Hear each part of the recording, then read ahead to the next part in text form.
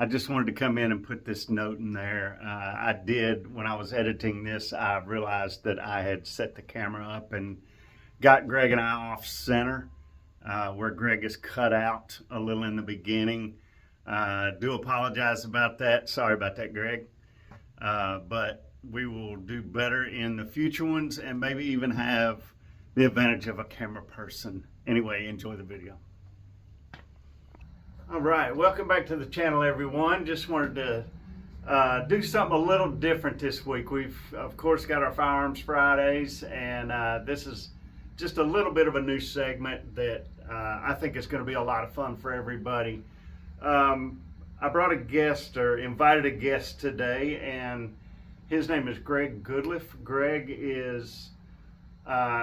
started coming in the store very early in the game, and over the last 18, 19 months, we've spoke a lot more and honestly become friends over the thing. Absolutely, and Jeff. Yes. When you see on some of the other shows that they want to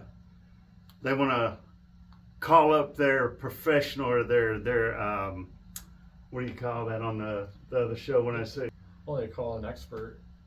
Yeah. Okay. So, like on some of the other shows, when they say, "Let me call my expert on this so and so," well, I consider Greg my expert on a lot of these type of firearms. He is very knowledgeable and a pleasure to listen to and pick his brain on. So, couple weeks ago, we were discussing some different firearms, and gallery guns came up in our conversation. And it just so happens Greg has a vast knowledge of this subject and is an avid collector. Actually, I believe you and your wife have shown them and competed and whatnot. Yes, that's correct. Back home in New York State, my wife and I, where we're from, we have a very large collection of Winchester gallery rifles, or more properly, Winchester slide action rifles. And we have competed in many regional gun shows with our display and won many first place awards because we have some of the rarest ones that are available in the United States. We truly do. Well, I wanted to say thank you very much for bringing these examples. And Greg actually worked me up a little cheat sheet. So I am going to turn it towards him. I will tell you what he has worked up for us. Has been the first one that's going to be a Winchester model 1890. Yeah, that's over here, that's right, we're starting. Right. So this is the Winchester model 1890, and then we'll move along to the model 62A, and then the 61. Yes. Is this correct? The 61, and then we'll finish up at the 1903.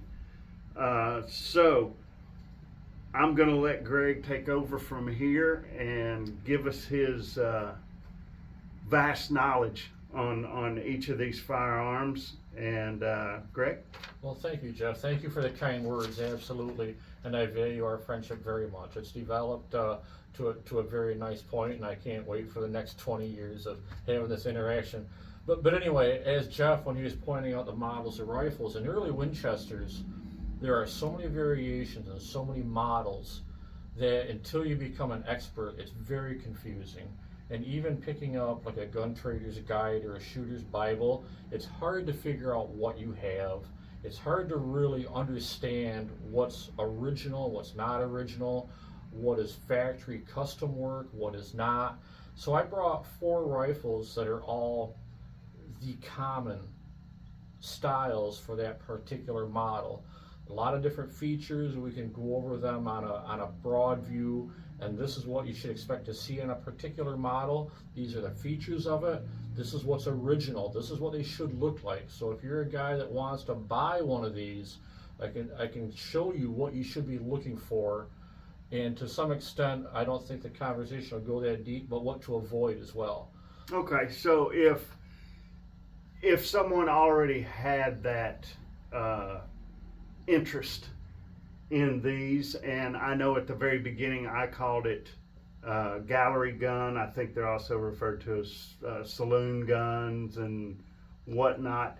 Is that the most common name that avid collectors like yourself, when they speak of them, do they refer to them as gallery guns, or is that a slang? It's slang. The term gallery gun would infer that it was a rifle used in a shooting gallery. And so, for instance, the model 1890, 850,000 of these produced, actually just a hair over 850,000. I have examples that were truly used in shooting galleries. Okay. They show the corresponding wear, they have the features, and I can prove they're actually shooting gun rifles. They're less than 1% of that population. Okay, so it's more of not just for gallery shooting. They were, Right. they were. It's a slang term, and from going to many gun shows and talking to many people, the most common story is when I was a kid, or my grandfather had one of these, or I shot one of these at the carnival at the Chicago World's Fair.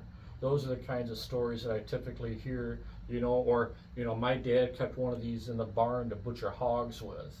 These are all examples of actual things I've heard from people that were interested in these models. Interesting. So, as a matter of fact, let me expound on that. A very dear friend of mine who's passed away now generated my interest in these slide action rifles and gallery rifles, if you will. And when he came back from World War II, he's a Navy veteran. When he came back in 1945, he went to the Coney Island amusement park in New York City, and they had a shooting gallery there, and they had Winchester slide action rifles. And if you hit the bullseye, they had a camera set up, and it took a picture of you standing behind the counter aiming the rifle at the target. And he carries that picture, or carried it until his death, carried it with him, and would show it to anybody that wanted to talk about it. So it's a really fascinating story. A great gentleman, and just a fascinating story. And I actually bought one rifle out of his collection. That's a deer rifle to me. Well, that sounds fantastic. I'm gonna grab the camera, and so we can move in just a little as you go over and show these examples, Okay. and we'll then we'll come back to talk. All right, so Greg, right now you're going to go introduce us to the Winchester Model 1890. Yes, that's correct, Jeff. And that's, of course, the top rifle that you're seeing on your screen now is the model of 1890. These rifles originated John Browning in 1888, patented a slide action rifle design. And in the patent papers, which I have copies of, it's obvious in the picture that the cartridge was a 44 centerfire cartridge. That was John Browning's intended market for that design, this slide action design. So the overall receiver would have been larger, magazine would have been larger, barrel would have been larger. Winchester chose not to market that as a centerfire. They needed a rimfire rifle, so they scaled down the John Browning design after they bought the patent from John Browning and came up with the rimfire version of it. So it's interesting in that these were patented in 1888 by John Browning. Winchester had them on the market and produced the first one in November of 1890.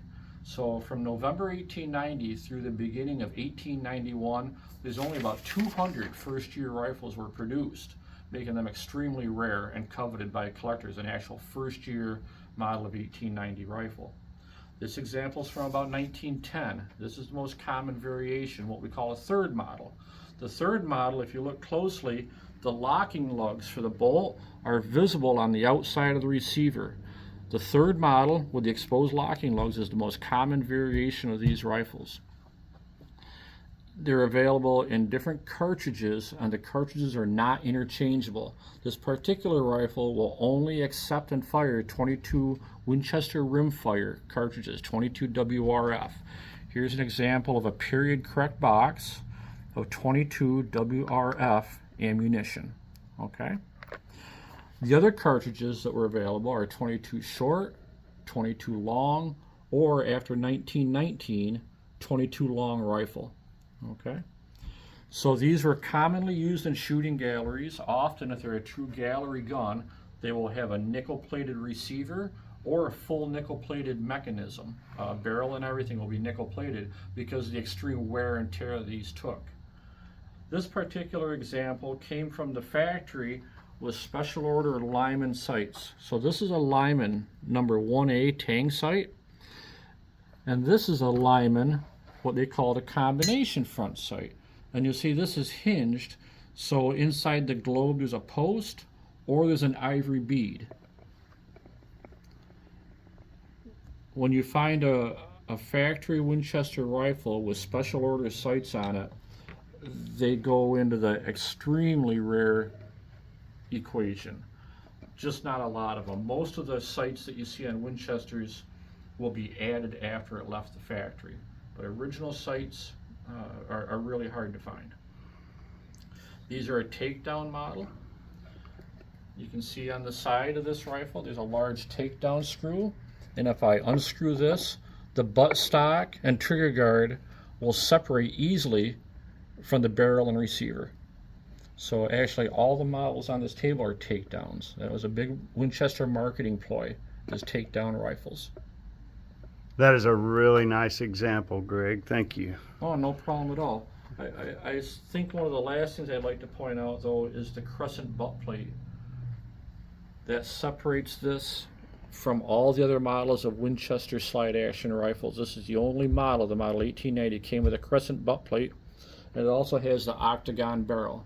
There are some other octagon barrel rifles, and we'll talk to them a little bit more on the other model. Okay? Very good. All right, next we're going to move on to the Winchester, the model 62A. The 62A, of course, that's the rifle in the forefront. Let me just get this up where we can see it a little bit better. The 62A came along quite a few years after the model 1890. These were introduced in the early 1930s. Winchester had a campaign of trying to modernize their product lines. The Model 62 and the Model 62A were a result of that. The Model 62 used an almost identical mechanism as the 1890. They used the same flat leaf spring as a mainspring. The 62A is an improved version that uses a coil mainspring. A few other small differences you'll notice is that this butt plate is the standard flat Bakelite butt plate that we see on so many Winchester rifles even to this day, the round barrel. And the fact that these were available in interchangeable chamberings. So these were marked for 22 short, long, or long rifle. You can mix all three cartridges up in the magazine and it will load and fire each correctly with no adjustment necessary. So from a marketing standpoint, the interchangeable cartridges was really what helped Winchester establish themselves dominating this market. Okay? This particular one, as I said, is interchangeable all three calibers, 23-inch round barrel versus the 24-inch octagon barrel, and the flat Bakelite butt plate versus the crescent butt plate. These were commonly used in galleries as well. And a true gallery rifle in either model we can distinguish either because of plating, nickel plating, as I mentioned before, or the cutout on the magazine tube, and we can see this here. Winchester produced these tubes, and at the gallery these would be loaded with 22 short ammunition, and then through a V-notch you could dump the cartridges into the magazine. This is not a gallery model. This does not have the V-notch magazine tube. Okay. However, were it a gallery model, they would also, this is a factory accessory from Winchester, this is called the gallery counter fastener. And this simply clamps around the round barrel, and then a chain holds this to the countertop so that somebody can't swing the rifle around and point it at the crowd or run off with it into the unknown. So these are unique, kind of scarce gallery accessories that we sometimes run across. The actual gallery ammunition, this is an example of it, one of the rarer versions. This is called Spotlight. And this is 22 short ammunition with a sintered lead bullet, meaning it's made out of lead powder pressed into the shape of a bullet. And it also has a chemical, so when this hits a steel or iron target at the shooting gallery, it flashes and gives a spot of light. Standard gallery ammunition did not have the chemical to give it the flash. It was just the powdered lead, but the spotlight ammunition was kind of a unique. I don't know if it was used at night mainly. Unfortunately, I've never been to a shooting gallery and never got to experience it, so I can't speak to that. All right, so then we are moving to the Winchester Model 61, and yeah, we'll just... Yes, the Model 61 is legendary. We should note right off the bat that the key difference to the Model 61 is how sleek the receiver is. There's no exposed hammer. So this has been called by many the finest repeating .22 rifle ever built in America, the Model 61. They were styled to look like a Model 12 shotgun, which is probably considered the best pump action shotgun in America. It is not a Browning design. This is designed by T.C. Johnson, who designed many of the next generation firearms for Winchester after the John Browning patents kind of, they didn't expire, but they were dated. They were done in the 1880s, 1890s, and when they were trying to modernize, they went to hammerless designs and such. But the Model 61, so many variations, they're dear to collectors. Model 61s were available with an octagon barrel as well. Very few in the early days.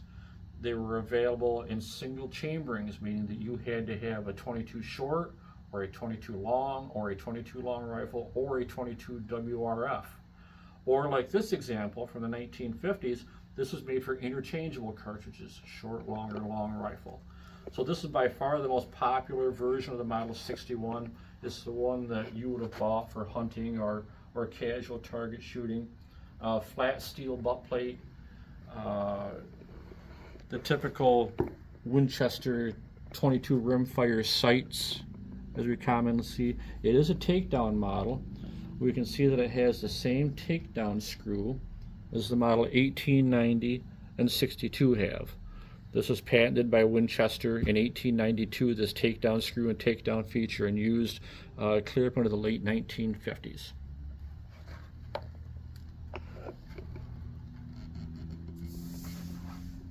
All right, and last but not least, we have the Winchester, the Model 1903. Right, the Model 1903 doesn't really fit in with the gallery nomenclature at all. These were never used in shooting galleries, and the reason being the ammunition was a special Winchester cartridge, and it was very expensive and very difficult to get. An example of that is this box here where it's labeled .22 automatic. They didn't use the term semi-automatic in those days. Winchester marketed a line of automatic rifles, even though the function is semi-automatic. The .22 version in 1903, there's also the models of 1905, 1907, and 1910, which were all centerfire versions. A little bit unique on how the action works on these if you run across one, in that to open the bolt, it's not at the rear, it's at the front. There's a slide. This is the takedown screw. By unscrewing this, again, the two halves separate, and it's the same patent from 1892 that Winchester used on all their takedown .22s. This particular example has, again, a Lyman 1A tang sight that was probably added after it left the factory. And the reason I say that is the standard front sight and standard rear sight coupled with this Lyman sight means that it probably left the factory just with standard sights on it. Now, Greg, you might have mentioned this, but something I just noticed is these three examples over here are all tube fed from the front, whereas this one is tube fed through the stock, correct? Absolutely, yes. We will find on the Model 1903s that there is a T-shaped finger guide in the rear, and by turning it and pulling it out, you would load the cartridges into the slot in the buttstock, then simply close it, and the spring action would feed the mechanism. We see that feature actually, Remington used that a lot, and my own belief is that it was a John M. Browning thought but not a patent. And that's why we see it so common on the early Remington autoloaders also. It was just a thought that kind of got out there, and manufacturers either chose to do it or not. The centerfire versions were all clip magazine fed, detachable magazine, so this is pretty unique in the Winchesters.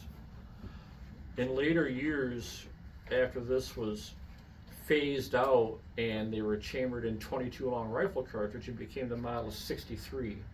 So all the Model 1903s are pre-Depression era, and they come up fairly often. They sold a lot of them, but the ammunition is where the problem lies. You can't get the ammunition except at gun shows, and it's all rare.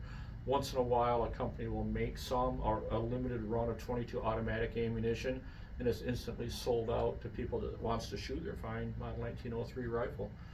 But it's important to note that if you have a Model 1903, you have to have the special ammunition for it. Interesting. So will it damage the gun will it just not load if you use something that's incorrect? What'll happen is that a 22 long rifle cartridge will load and fire, but it'll expand in the slightly larger chamber, and it won't be able to be extracted. So you'll fire it once, and it'll be locked up until you can get a cleaning rod and knock the empty out of the chamber. Most likely it won't extract. That's the typical failure mode. So, and of course accuracy will be very poor as well. Have you ever done that? I have not. That's good. Yeah, yeah. No, All right, well.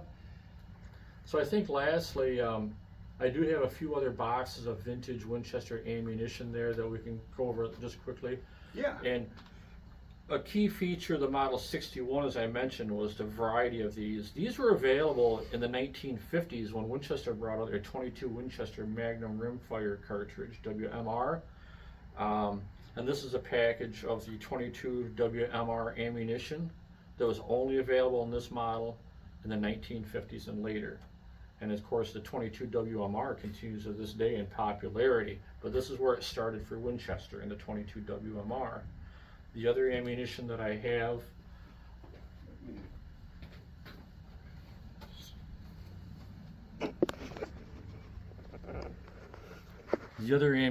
I brought for display is, this is a 22 long cartridge, but this is the shot cartridge. And we can see from the picture on the box, this is a full brass case with a crimp on the end. So this has been intended for a Model 1890 or a single shot or an early Model 61 to be 22 long only. We mentioned the 22 short cartridge is available from the beginning in the Model 1890. This is an example of that box. It's the oldest box of 22 short available from Winchester. This box dates from the 1880s and still has most of its original cartridges, which were copper cased with an H head stamp. And the reason it doesn't have a W head stamp for Winchester is they were head stamped H in honor of Henry from Henry Rifle fame, who actually worked for Winchester. The 22 WRF cartridge is only available in the Model 1890 or in some of the Model 61s. It looks very similar to a 22 Winchester Magnum Rimfire cartridge, but it is not. It's another place that's easy to get in trouble using the wrong ammunition. This box is what we call a two-piece slip-top box, and again, copper-colored casings with the H head stamp. And then we just have a couple more examples of 22 longs. These will date to about 1915 perhaps. And then this box is 22 long rifles, and it's a smokeless powder loading, as it says, smokeless cartridges, and this dates to about 1906, this particular box. And this is still a sealed box, never opened. So, a lot of variety. This is just a very broad-based, top-level overview of these rifles. There are many, many more details.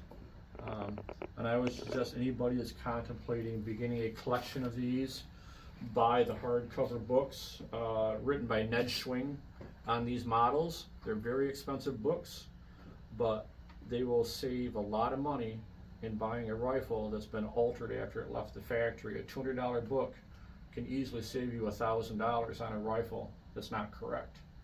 So I always say, invest in the books and study before you buy the rifles, because most of these that you find at the gun show are going to have a problem. They're going to have been altered after they left the factory, and 9 times out of 10 the dealer's not going to know.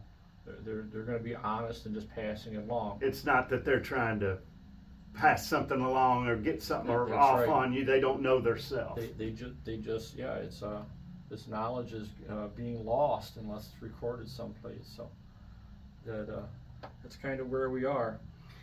Well, I'll tell you what, I've enjoyed this conversation as much or better than the original one we had when I first saw these. I think because a lot of it, the very first time was more of a wow factor, so my eyes were doing more of my listening instead of what you were saying. So this it's definitely helped me soak in a little more of the progression of them, and it's been really interesting. And so I really hope all you guys out there have enjoyed this segment. We put this together pretty quick, and it's just a passion that we both share, and we know there's other people out there that really enjoy talking about this and seeing this type of stuff, and actually, people just looking to research it and learn. So we certainly hope this has helped you, or you've just enjoyed watching the segment, and we'll definitely be bringing more types of this stuff in the near future. So I guess we're going to wrap this one up. I want to thank Greg again. Yes, you're welcome. Absolutely. For bringing these examples in and the plethora of knowledge. I really do appreciate it. And until next time, we'll catch you later. Thank you so much for tuning in. Thank you, Jeff, and thank you for your kind words. Have a good day, everybody.